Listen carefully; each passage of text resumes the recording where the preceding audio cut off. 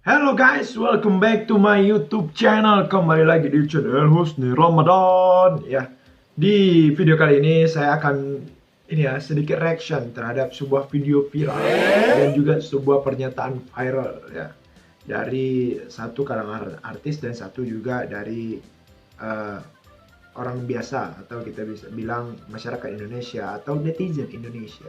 Jangan lupa untuk share, komen, like, and subscribe yang banyak ya. Terutama komen Anda itu sangat luar biasa dan sangat penting. Dan juga pokoknya super aja dah channel ini supaya terus berkembang guys ya.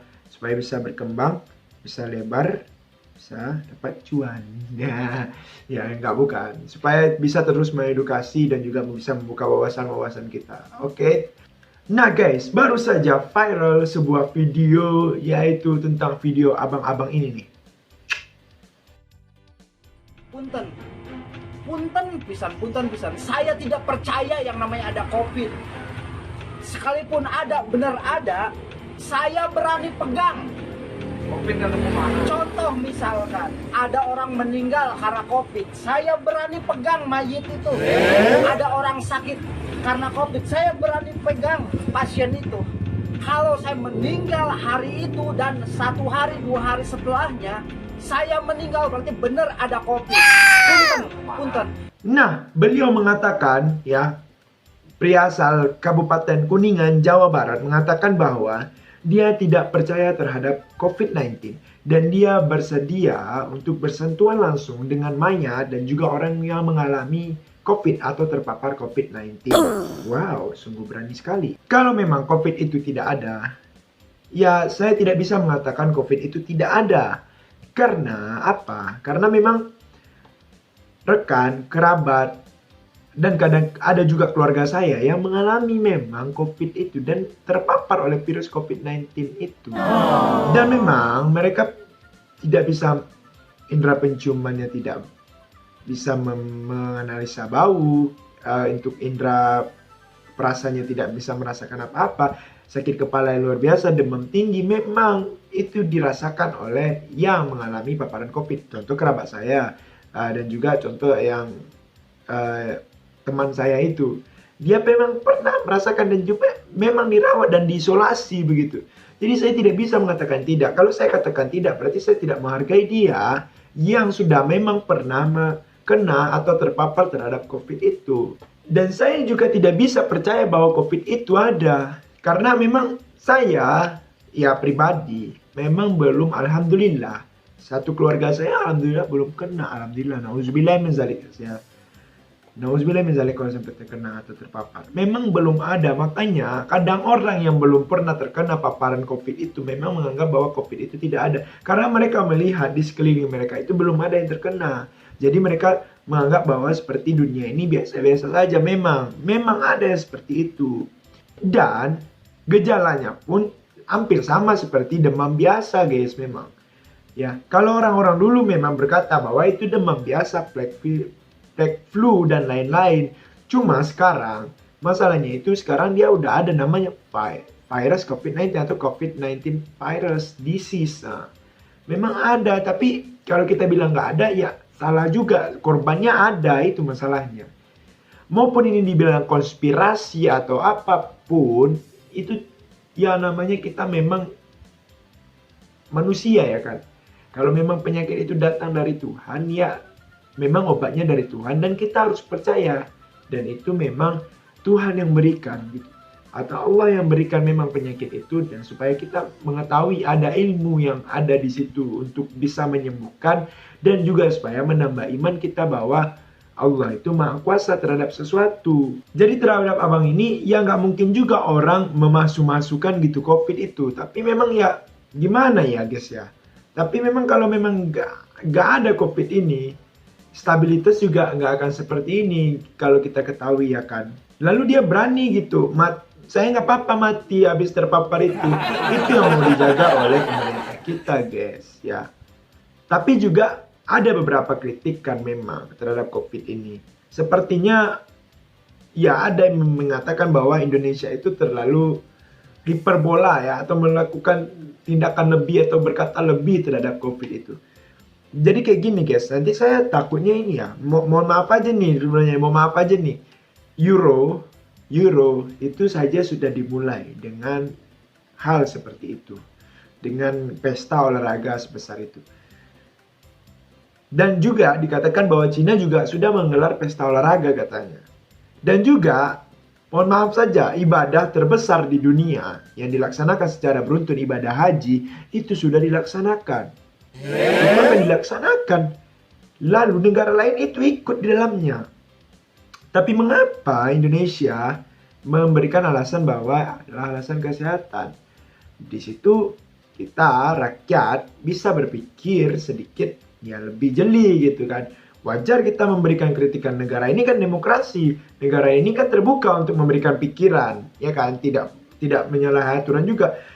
Ya kalau abang ini wajar dia mengatakan bahwa dia tidak percaya COVID, itu adalah hak dia.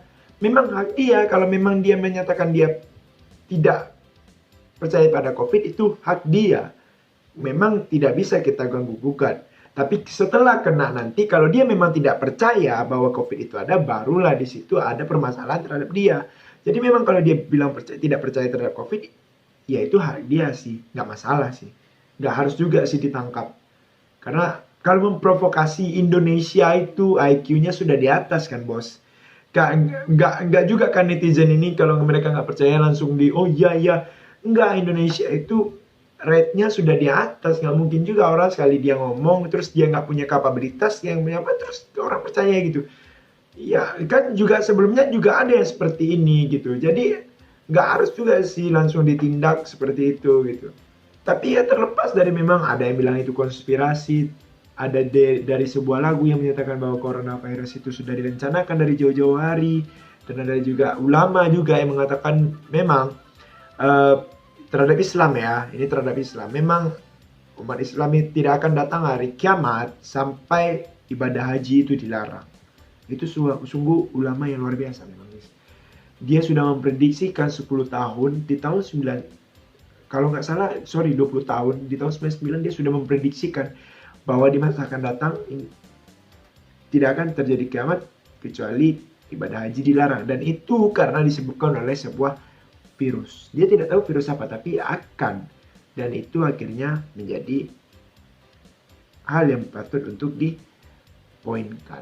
Tapi memang kelemahan terhadap, ya mohon maaf, bahasa Indonesia memang ada yang namanya liberty dan ada yang namanya freedom. Freedom itu kebebasan terhadap diri dia menyampaikan sesuatu, dan liberty kebebasan dia terhadap pemerintah. Di Indonesia itu hanya ada kebebasan saja guys. Jadi memang kebebasan itu secara umum. Ya nggak bisa lagi dipilah-pilah. Nah, jadi mungkin abang ini nggak tahu lagi kita apa memang ditahan, apa nanti setelah ditahan diminta keterangan lalu dibebaskan. Ya tapi bagi saya sih bagusnya sih ya dibebaskan. Karena bagi saya itu adalah hak untuk orang berbicara gitu. Sama seperti saya juga untuk hak berbicara di depan kamera gitu. Lalu memberikan sebuah pernyataan di YouTube, tapi tidak harus memprovokasi orang gitu guys. Lalu yang panas lagi guys. Lalu yang panas lagi itu seperti kayak artis yang diberitakan bahwa artis itu disponsori oleh COVID, lalu dibayar endorsement. Jadi gini aja. Jadi kalau artis saja dibayar, berarti orang-orang di bawah itu juga dibayar begitu. Ya, siapa juga gitu yang mau sakit, dia punya anak loh gitu. Terus dia demam loh, terus dia mau sakit gitu guys. Lu mikir aja gitu, dia punya anak terus dia mau sakit, terus dia ngerawat anaknya gitu. Lalu dia di endorse. Jangan fitnah seperti itu. Kejadiannya emang nyata. Bintang Emon saja ya positif COVID-19, dia saja mengaku bahwa dia tidak menerima apapun dari siapapun. Gak ada yang mau bahwa COVID itu bisa bersarang di tubuh mereka gitu. Gak ada yang mau gitu. Jadi nyampe bilang artis itu di endorse ya memang dari situasi yang kita lihat. Contohnya di kota saya, kota Padang, protokol kesehatannya dijaga memang. Cuma aktivitasnya tetap ada. Kan sekarang prokesnya harus jaga, aktivitas boleh jalan. Jangan karena aktivitasnya jalan menganggap bahwa COVID itu tidak ada. Itu bisa jadi salah guys ya. Di kota besar pun kayak gitu, prokes dijalankan, aktivitas boleh juga dijalankan. Jangan sampai karena orang ini udah biasa-biasa aja, udah masuk kantor, udah sekolah, udah makan di pinggir jalan atau ini, Ya karena memang prokesnya sudah dijaga gitu.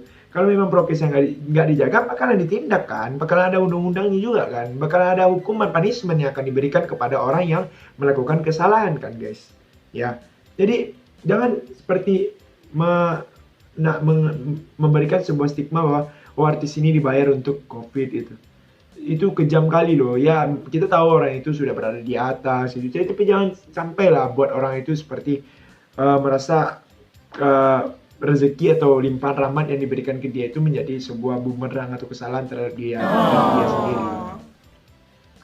Jadi saya sih nggak setuju kalau ada yang bilang bahwa artis itu dibayar sih, itu kejam kali sih. Tapi kalau memang ada artis yang seperti itu hina kali sih.